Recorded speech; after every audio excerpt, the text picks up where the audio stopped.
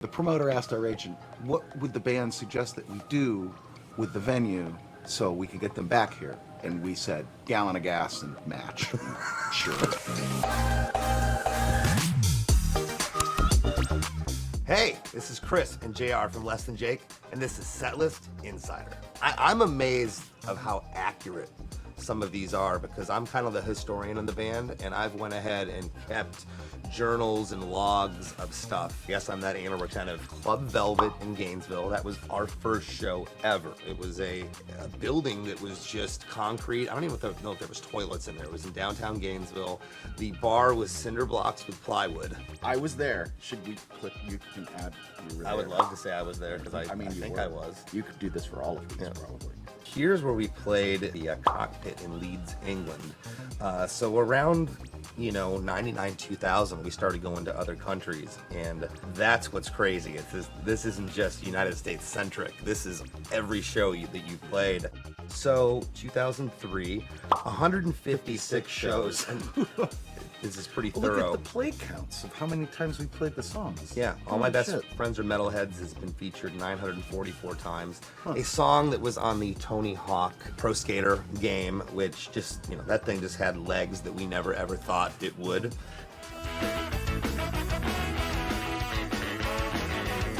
Oh man, remember the Crocodile Rock in Allentown? How could we forget? Gosh, that place is now closed. We blacklisted it. There's a couple of those we have where we told our agent, never again. The promoter asked our agent, what would the band suggest that we do with the venue so we could get them back here? And we said, gallon of gas and match. Sure. November 30th and December 1st, 2003. And on that particular tour, we had this little band from Chicago called Fall Out Boy opening for us. Nobody really knew who they were at the time. The bass player used to scare the shit out of me because he would jump off his bass amp, and then I'd watch the guitar player spin around, and I was afraid he was going to take out the singer. Yeah, and Joe was only 17 then. He wasn't even 18 yet. We did, to date, 441 shows on the Warped Tour.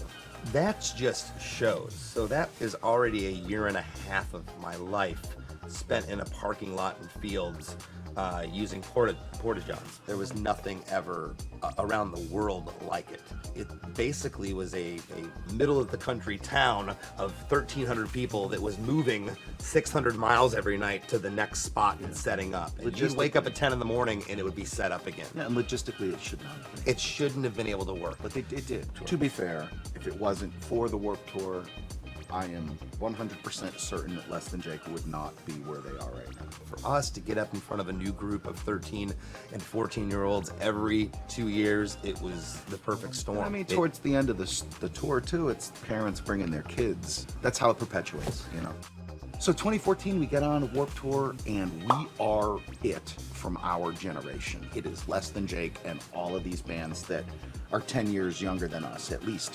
So we're like, how do we make an impact? And I said, well, I think we could shave a mohawk in 3 minutes.